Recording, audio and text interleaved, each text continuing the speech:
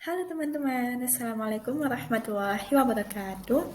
Berjumpa dengan saya lagi, Linda Habibah, dengan NIM B03219029.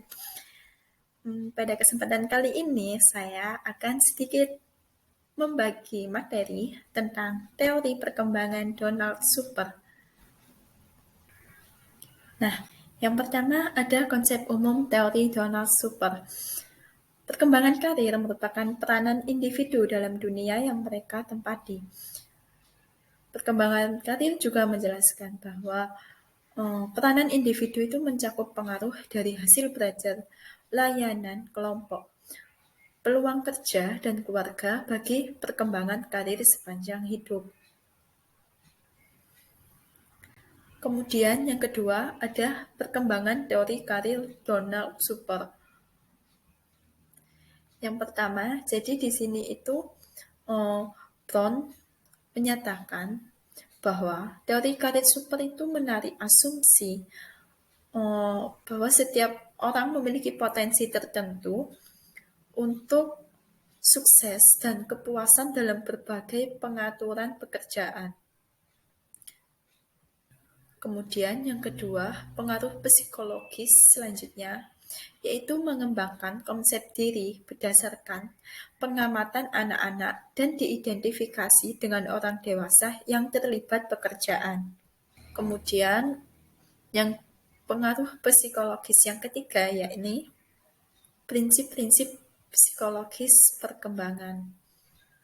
Nah, dalam sebuah ekstensi yang lebih baru dari teorinya, Super juga mengelaborasi konsep kematangan vokasional. Nah, kematangan vokasional ini memungkinkan pengamat untuk menilai laju dan meningkatkan perkembangan individu sehubungan dengan hal karir.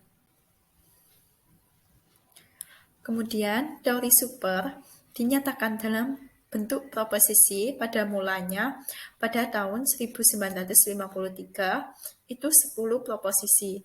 Kemudian seiring berkembangnya waktu pada tahun 1957 bersama Bachrach dikembangkan menjadi 12 proposisi dan yang terakhir pada tahun 1990 menjadi 14 proposisi. Di antaranya, yakni yang pertama, setiap orang memiliki perbedaan individual. Kemudian yang kedua, setiap individu masing-masing memiliki kecakapan untuk sejumlah pekerjaan. Yang ketiga, setiap pekerjaan membutuhkan pola karakteristik kemampuan dan kepribadian yang cukup luas. Selanjutnya, pilihan vokasional itu dapat kompetensi situasi-situasi di mana orang itu hidup dan bekerja serta konsep diri akan mengalami perubahan. Kemudian yang kelima, proses perkembangan melalui tahap yang ditentukan. Nah, maksudnya tahap-tahap yang ditentukan ini teman-teman itu tahap-tahap perkembangan kehidupan manusia. Jadi melewati pertumbuhan, eksplorasi, pembentukan, pemeliharaan, dan kemunduran.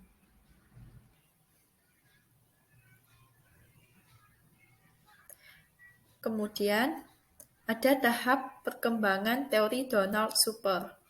Nah, yang pertama ada tahap pertumbuhan, di mana dimulai dari sejak usia 0 sampai 14 tahun. Nah, adanya pertumbuhan fisik dan psikologis pada tahap ini tuh individu mulai membentuk sikap dan mekanisme tingkah laku yang kemudian akan menjadi penting dalam konsep dirinya. Bersamaan dengan itu, pengalaman memberikan latar belakang pengetahuan tentang dunia kerja yang akhirnya digunakan dalam pilihan pekerjaan mulai yang tentatif sampai dengan final. Selanjutnya, yang kedua ada eksplorasi yang dimulai sejak usia 15 sampai 24 tahun. Nah, pada tahap eksplorasi ini, itu individu mulai menyadari bahwa pekerjaan itu merupakan suatu aspek kehidupan manusia. Pada masa awal fantasi ini, teman-teman, itu individu itu menyatakan pilihan pekerjaan itu seringkali tidak realistis. Jadi sering eratnya kaitan itu dengan kehidupan permainannya. Kemudian yang ketiga ada tahap pembentukan. yang dimulai sejak usia 25 hingga 44 tahun. Jadi pada tahap ini itu bergantung pada pengalaman seseorang dimulai saat ia bekerja. Nah, pada masa ini itu individu mencoba-coba ingin membuktikan apakah pilihan dan keputusan pekerjaan yang dibuat pada masa eksplorasi itu benar atau tidak. Pada masa ini itu sebagian individu itu dapat menerima pekerjaan dengan perasaan pasti bahwa ia itu akan mengganti pekerjaan jika merasa tidak cocok. Namun kebalikannya teman-teman, apabila ternyata individu itu mendapat pengalaman yang positif atau keuntungan dari suatu pekerjaan, pilihannya menjadi mantap, dan dia akan memasukkan pilihan pekerjaan itu sebagai aspek dari konsep dirinya serta kesempatan terbaik untuk mendapatkan kepuasan kerja.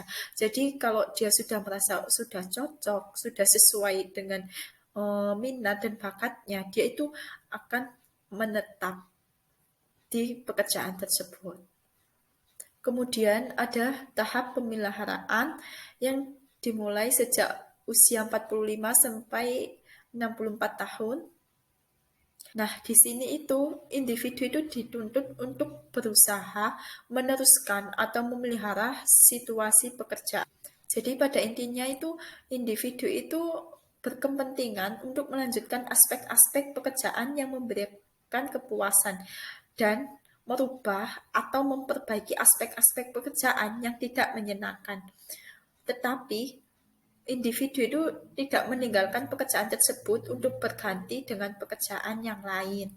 Kemudian yang kelima ada tahap kemunduran, yakni diperuntukkan di usia di atas 65 tahun. Nah, pada tahap ini itu yakni tahap menjelang berhenti bekerja. Di sini individu itu dipusatkan pada usaha bagaimana hasil karyanya dapat memenuhi persyaratan sehingga individu itu lebih memperhatikan usaha ataupun prestasi kerja daripada upaya meningkatkan prestasi kerjanya. Next, selanjutnya ada kelebihan dan kekurangan teori Donald Super. Untuk kelebihannya sendiri, Winkel berpendapat teori super memiliki kelebihan, yaitu yang pertama, teori yang komprehensif dan mendapatkan dukungan dari hasil penelitian. Kemudian yang kedua, teori ini itu menggambarkan perkembangan karir sepanjang rentang hidup. Kemudian yang ketiga, kemampuan individu untuk mewujudkan konsep diri.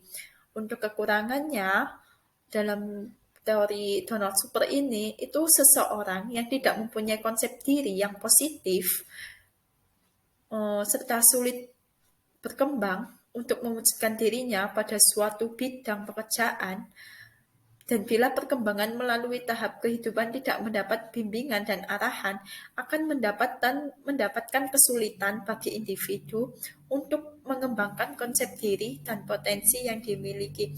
Jadi, pada teori ini itu tergantung konsep dirinya, teman-teman. Jadi, kalau misalnya konsep dirinya baik, maka ia akan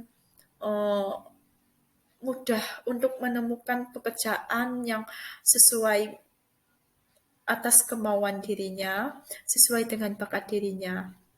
Namun jika dia tidak mempunyai konsep diri yang baik, maka dia akan menemukan kesulitan-kesulitan dalam menempuh karirnya. Sekian dari saya, kurang lebihnya mohon maaf. Wassalamualaikum warahmatullahi wabarakatuh.